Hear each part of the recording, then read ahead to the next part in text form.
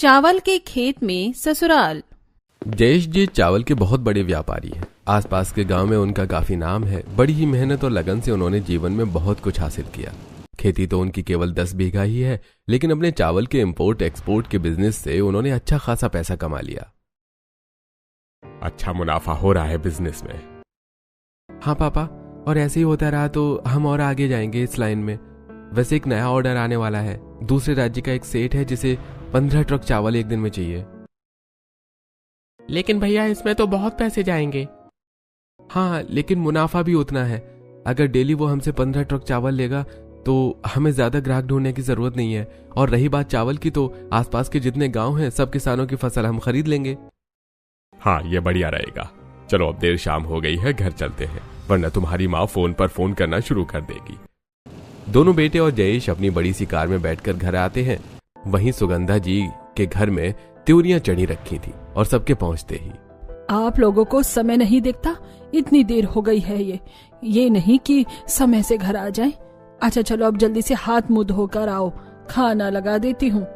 सभी कपड़े बदलकर हाथ मुंह धोकर खाने की टेबल पर आते हैं। सुगंधा खाना निकालते हुए ही पसीने से भीग जाती है। क्या हुआ सुगंधा जी, इतना पसीना आ रहा है आपको?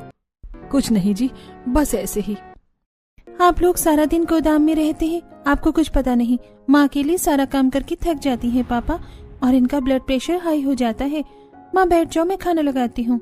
नैन्सी अपनी माँ को चेयर पर बिठाकर सभी को खाना सर्व करती है। बेटा रमन, अब शादी की उम्र हो गई है, शादी कर ले, मुझे भी थोड़ा आराम मिलेगा। लेकिन माँ।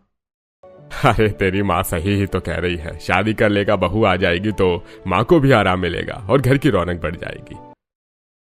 जैसा आप लोगों को ठीक लगे, अब मैं क्या ही कहूँ। ऐसे ही एक दिन जयेश जी का व्यापारी दोस्त उससे मिलने आता है। और कमलेश कैसे हो? बढ़िया जयेश, अपना बताओ। बड़े दिनों बाद देखे। वैसे काम धंधा कैसा चल रहा है? वो पास वाले खेतों के जो सारे चावल का कॉन्ट्रैक्ट तुम लेने वाले थे, उसका क्या हुआ? ऑल गुड है भाई, कॉन्ट्रैक्ट भी मिल गया और धंधा भी बढ़ गया। बस चिंता है तो अब बेटी की शादी की। एक बार ब्याह कर दूं बेटी का तो गंगा नहा लूं। अरे वाह, मैं भी बेटे की शादी के लिए लड़की देख रहा था भाई। अरे ये तो बढ़िया बात है जयेश, अगर तुझे बुरा न लगे तो क्यों ना हम दोनों अच्छे दोस्त से समधी बन जाएं। वैसे भी हम दोनों का ही घर एक जैसा है, रुतबा एक जैसा है, तो समधी बनेंगे तो पावर डबल हो जाएगी। अरे वाह भाई, मैंने तो ये सोचा ही नहीं था। ठीक है, मुझे कोई दिक्कत नहीं है, बस लड़की लड़का एक दूसरे को पसंद कर ले। ठीक है, फिर कल ही आ जाओ भाभी जी और बच्चों को लेकर घर पर। जयेश घर जाकर सबको ये बात बताते हैं और सभी नई बहू देखने जाने के लिए काफी एक्साइटेड होते हैं। अगले दिन जयेश अपने परिवार के साथ माही को देखने कमलेश के घर जाते हैं। माही का जैसा नाम वैसी माही, कोमल गुलाब की पंखुड़ियों से भी नाजुक, सुंदर, सुशील और ईमानदार के साथ स्वाभिमानी गुणों से भरपूर। जयेश जी अपने परिवार के साथ कमलेश के घर आकर बैठे हैं कि तभी माही सभी के लिए चाय नाश्ता लाती है। अंकल जी नमस्ते, आंटी जी नमस्ते। माही सभी से हाथ जोड़कर नमस्ते करने के बाद सभी को चाय नाश्ता देती है। बेटा पढ़ाई तो पूरी हो गई है, आगे कोई शौक या सपना? जी अंकल जी, बिजनेस करना है, अगर आप लोग इजाजत देंगी तो, वरना मैं घर में भी खुश हूँ। क्या क्या बनाना आता है बेटा? जो आप कहें मैं सब बना सकती हूँ। माही के संस्कार उसकी बातों से झलक रहे थे। सभी को माही बहुत पसंद आती है और रिश्ता पक्का हो जाता है। भाई अब तो बस जल्दी से शादी की डेट निकलवा दो, अब तो हम बाराती जल्दी ही बारात लेकर आएंगे। और अपनी भाभी को साथ लेकर जाएंगे। ऐसे दिन बीतते हैं। माही और रमन की शादी की डेट भी फिक्स हो जाती है। शादी के कार्ड भी छपकर लोगों में बांट दिए जाते हैं। शादी को बस एक हफ्ता रह गया था। पापा, वो 15 ट्रक चावल के एक्सपोर्ट की बात कर रहा था ना मैं, वो अप्रूव हो गई है। लेकिन एक 32 ट्रक टायर के पीछे 15 लाख का खर्चा है, और ऐसे 15 ट्रक चावल हमें रोज भेजने हैं। पेमेंट ऑनलाइन है। लेकिन भैया इसमें तो 2 करोड़ के ऊपर का खर्चा है, इतने पैसे कहाँ से आएंगे? अरे सरकार लोन देती है ना, हम एक हफ्ते का लोन ले लेंगे और शॉर्ट टर्म में इंटरेस्ट भी 1% से कम का लगेगा, और हमारा मुनाफा आधे से ज्यादा है, मतलब 2 करोड़ में 50% का प्रॉफिट। ऐसा है तो ठीक है बेटा, हम कल ही बैंक में प्रॉपर्टी के पेपर्स जमा करके लोन ले लेते हैं। जयेश और रमन बैंक से लोन लेकर अपने बिजनेस को बढ़ाने का सोचते हैं। जयेश, दीप और रमन रात भर जागकर 15 बड़ी ट्रक चावल का इंतजाम करते हैं और ट्रक्स में लोड करवाते हैं, जिसके बाद ट्रक को एक्सपोर्ट करके दूसरे स्टेट में भेज दिया जाता है। बड़ी बड़ी गाड़ियां फुली लोडेड, ड्राइवर जब गाड़ी चला रहा होता है तो बीच समंदर के रास्ते में उसे आगे कोहरे की वजह से कुछ दिखाई नहीं देता और वो मैप देखकर गाड़ी बढ़ाई जा रहा था। आगे पुल टूटा हुआ है ये उसे पता नहीं था, ना ही मैप में शो हो रहा था। अचानक से उसकी गाड़ी समंदर में जा गिरती है। ऐसे ही एक एक करके पूरी 15 गाड़ी समंदर में गिर जाती हैं। चावल से भरा ट्रक लोडेड होने के कारण समुद्र की गहराइयों में जा गिरता है, जहां बहुत ढूंढने के बाद भी न ट्रक मिलता है ना ही वो 15 ड्राइवर। और अब जयेश जी और पूरा परिवार बहुत परेशान हो जाता है। अरे हम तो लुट गए, बर्बाद हो गए, कंगाल हो गए। अजी अब क्या होगा? हमारे ऊपर का कर्जा उतारने के लिए तो सब कुछ बेचना पड़ेगा। हमारे पास और कोई रास्ता भी तो नहीं है सुगंधा जी, अब यही आखिरी रास्ता है। जिसके बाद जयेश अपना घर में पड़े गहने सब कुछ बेचकर कर्जा चुका देता है और बैंक का लोन क्लियर कर देता है। अब उनके पास केवल उनका 10 बीघा खेत था, जहां खेती करके वे अपना गुजारा कर सकते हैं। पापा अब हम कहाँ रहेंगे? हमारे पास तो बस खेत ही बचा है, न पैसे है न घर है। कभी सोचा भी नहीं था कि इस तरह रातों रात अर्श से फर्श पर गिर पड़ेंगे। हम इतने ही गरीब नहीं हुए, अभी भी हमारे पास 10 बीघा खेत है। लाखों की कमाई नहीं, लेकिन खेतों में सुकून से अपना गुजारा तो गुजार ही लेंगे, चाहे कुछ भी हो जाए। जिसके बाद जयेश अपने परिवार के साथ अपने चावल के खेत में जाते हैं और वहां सभी मिलकर एक झोपड़ी तैयार करते हैं जिसमें वे लोग रहने लगते हैं। वहीं जब कमलेश को जयेश के बिजनेस लॉस के बारे में पता चलता है तो वो तिलमिलाया हुआ अपने परिवार के साथ जयेश को ढूंढते हुए उनके खेतों में आता है। अरे तो यहाँ मुंह छुपा कर रह रहे हो फटीचर भिखारी? अरे भाई ऐसे कैसे बात कर रहे हो तुम? अरे गरीबों से ऐसे ही बात की जाती है।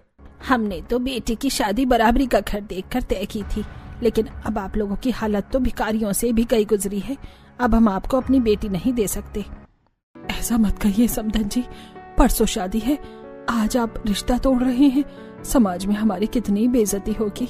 बेइज्जती उनकी होती है जिनकी कोई इज्जत हो, और आप लोगों का बिजनेस डूबने के बाद वैसे भी कोई इज्जत नहीं बची, और मैं कंगाल दामाद से मेरी बेटी की शादी नहीं कर सकता। जयेश और उसकी फैमिली के लाख मनाने के बावजूद भी लड़की के घर वाले नहीं मानते और माही खड़ी होकर सब कुछ देखे जा रही थी।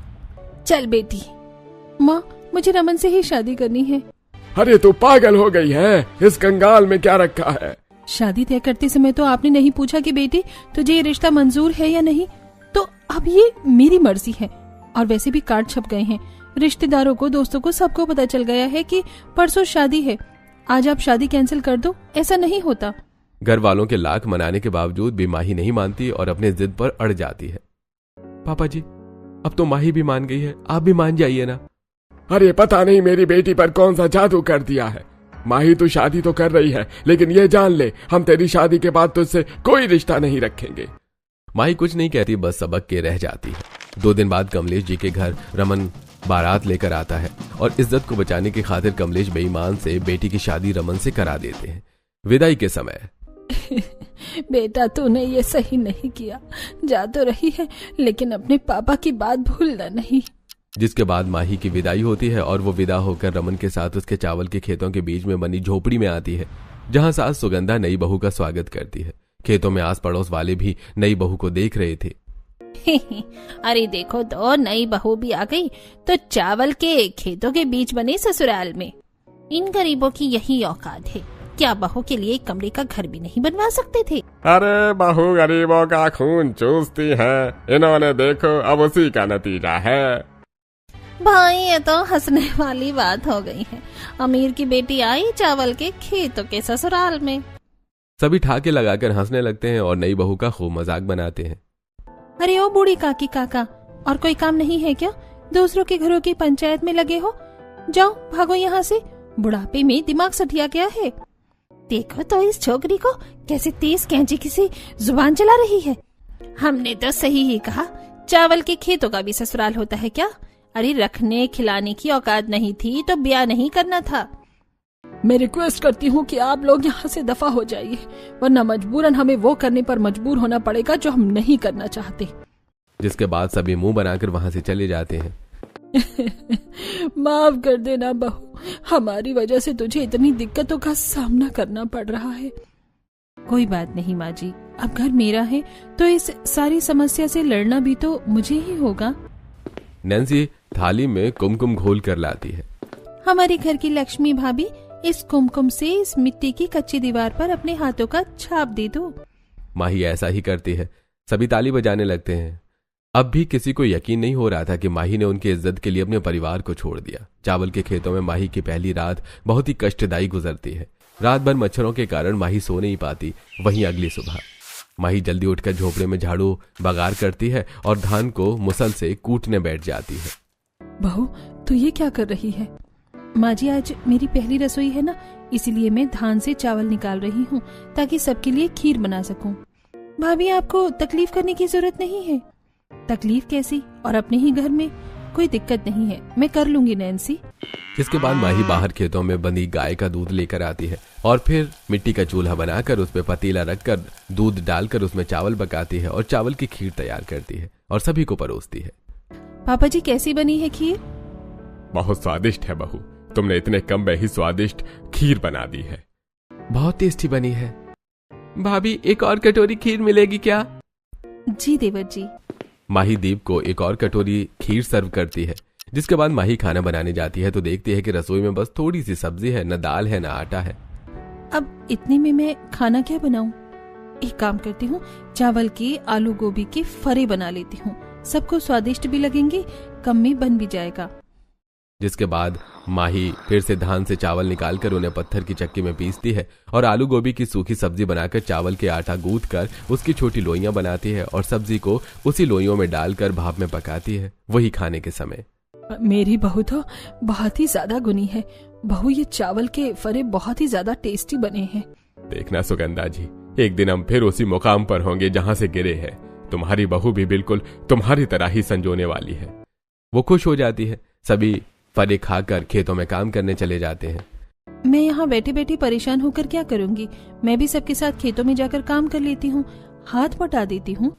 वहीं खेतों में सास ससुर पति का हाथ बटाने जाती है। बहू, जा जाकर आराम कर, अभी तू नई नई है। हम तुझसे काम करवाएंगे तो जमाना हम पे थूकेगा कि इतनी मासूम बच्ची को हमने शादी के तुरंत बाद खेतों में काम में झोंक दिया। नहीं माँ जी, ऐसा नहीं है, मैं अपने मन से कर रही हूँ। वहीं माही ससुराल वालों की एक नहीं सुनती और पूरे परिवार के साथ माही भी खेतों में घुटनों भर पानी में धान लगाने लगती है, जहां उसे धान चुभ भी जाता है। आउच! माँ जी, क्या हुआ बहू? सास देखती है कि धान के गड़ने से बहू के पैर से हल्का सा खून निकल रहा है और ढेर सारे रैशेस हो गए हैं। बहू, हमने मना किया था, तूने ये क्या हाल बना लिया है? माँ जी, कुछ नहीं हुआ, सब ठीक है। जिसके बाद माही फिर से खेतों में काम में लग जाती है। सुगंधा जी को हाई ब्लड प्रेशर की प्रॉब्लम थी, जिस कारण वो ज्यादा काम नहीं कर पाती थी। माही सुबह जल्दी उठकर सभी का नाश्ता तैयार करती है, सभी के लिए खाना बनाती है और खेतों में लग जाती है। फसल की रोपाई, बुवाई और फिर उसकी सिंचाई सब कुछ ससुर और पति के साथ मिलकर करती है। माही ने बहुत कम समय में अपना ससुराल बहुत अच्छे से संभाल लिया था। वहीं आसपास के लोग माही को अपने चावल के खेतों के ससुराल में इतनी मेहनत करते देख उस पर हंसते और उसका मजाक उड़ाते। एक दिन जब माही खेतों की सिंचाई कर रही होती है कि तभी अरे देखो तो, फलाने सेठ की बहू यहाँ खेतों में मिट्टी के बीच पानी लगा रही है। बहुत बुरे दिन आ गए हैं बेचारी के। चावल के खेतों का ससुराल मिला है महारानी को, खेतों के ससुराल में तो राजा ऐसा ही होता है, हमें क्या। सभी बातें बनाकर माही पर हंस रहे थे कि तभी मैं नहीं बोलती, इसका ये मतलब नहीं कि मैं गवार हूँ। आंटी जी, अंकल जी, समझ में आया? मैं बड़ों की इज्जत करना जानती हूँ, वरना मुझे 2 मिनट नहीं लगेंगे आप लोगों को यहाँ से भगाने में। और जो मैंने आपकी इज्जत उतारी तो कहीं के नहीं रहेंगे।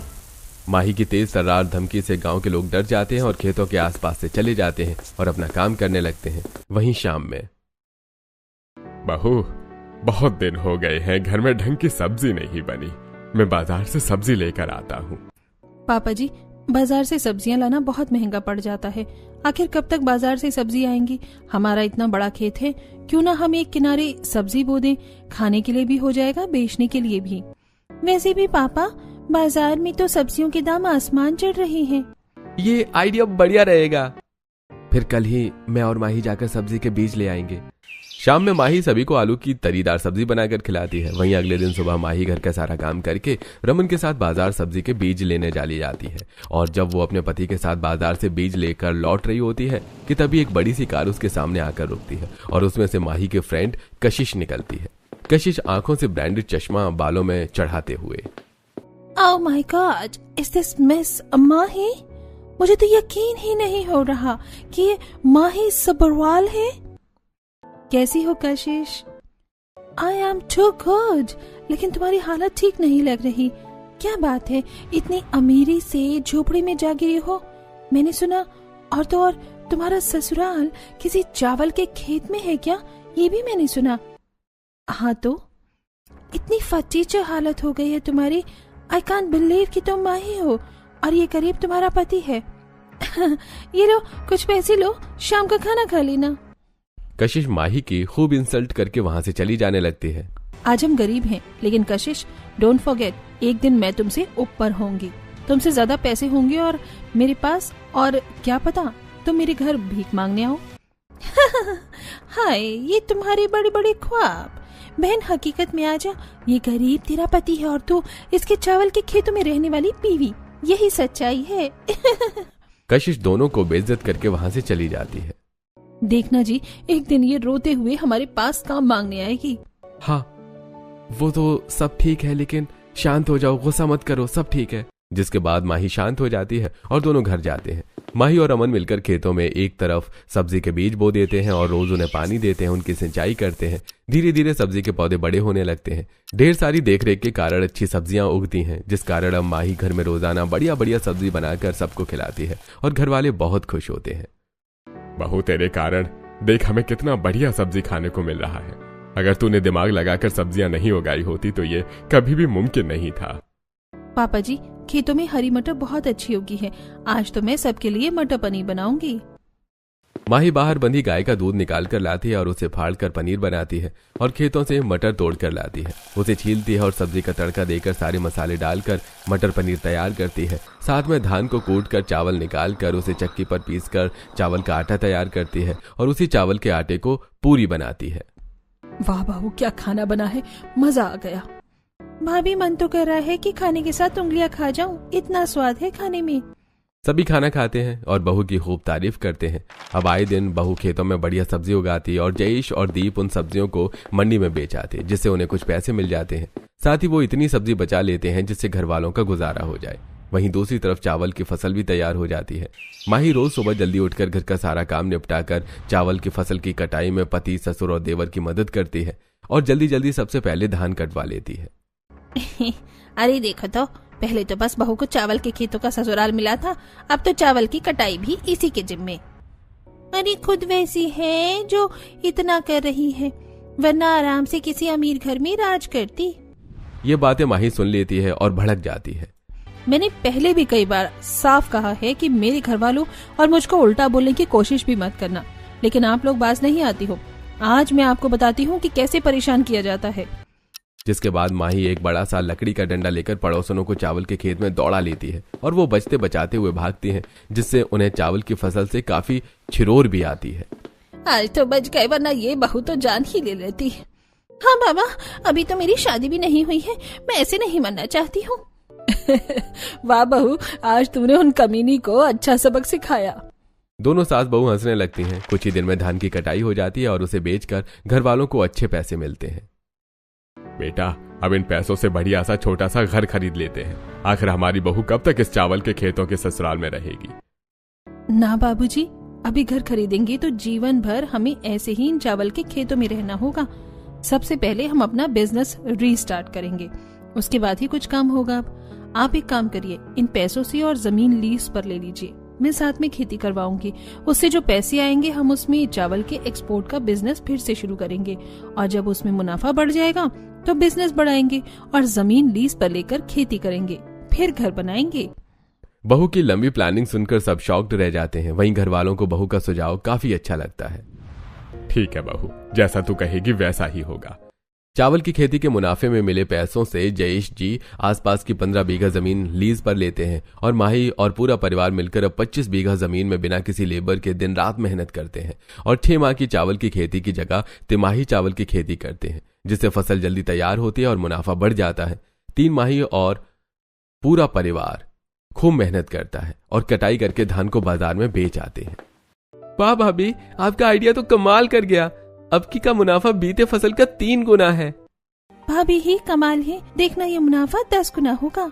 मिले हुए मुनाफे से माही फिर से और जमीन लीज पर लेती है और उसमें लेबर से खेती करवाती है और खुद भी करती है। एक साल में टोटल 50 बीघा जमीन पर तिमाही खेती करके माही और उसका ससुराल ढेर सारे पैसे कमा लेते हैं। पापा जी ये लीजिए, पूरे 30 लाख रुपए हैं। अब आप अपना बिजनेस फिर से शुरू कर सकते हैं। आज जयेश जी और पूरा परिवार की आंख भर आती है कि इतने कम समय में केवल माही के कारण उन्होंने कितना कुछ कर लिया।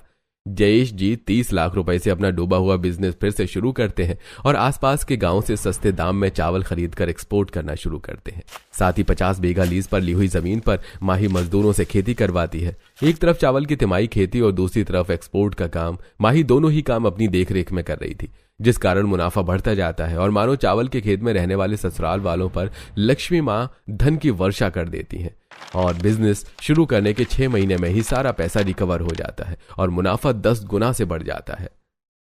मुझे तो यकीन ही नहीं हो रहा माही कि हमें वो सब फिर से मिल रहा है जो हमें चाहिए था।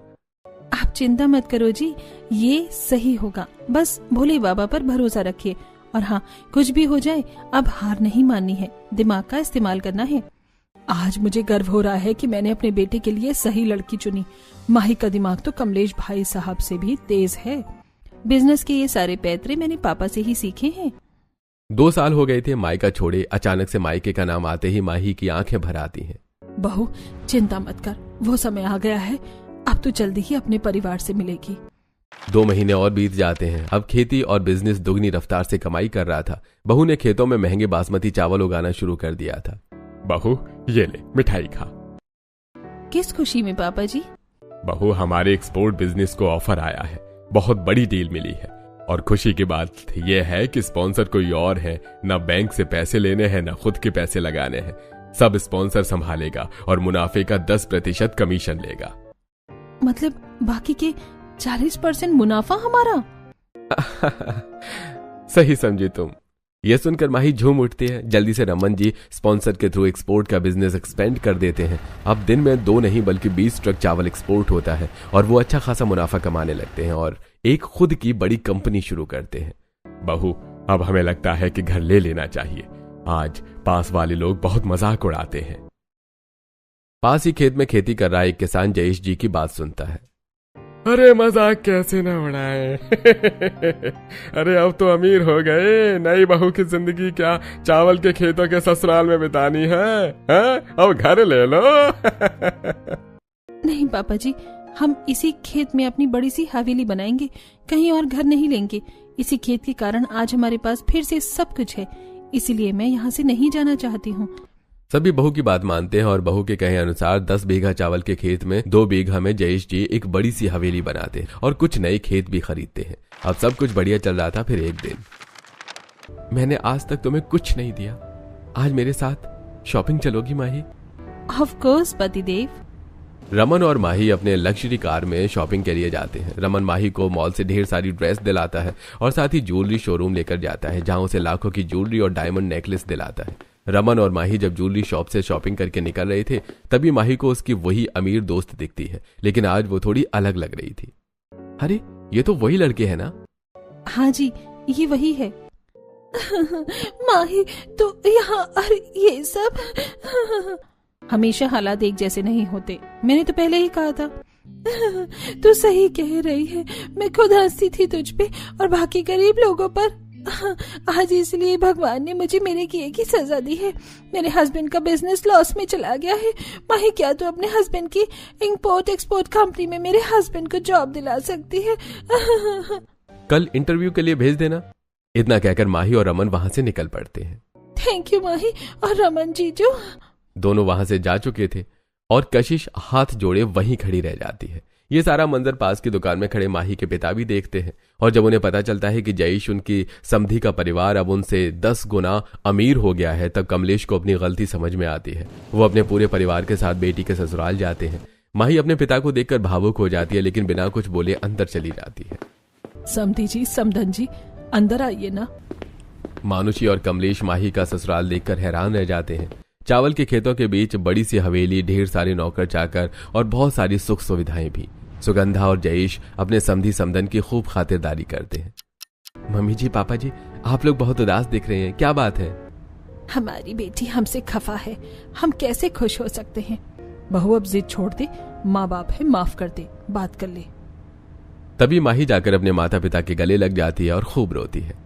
अपने पिता को माफ कर देना बेटी, हमसे बहुत बड़ी गलती हो गई।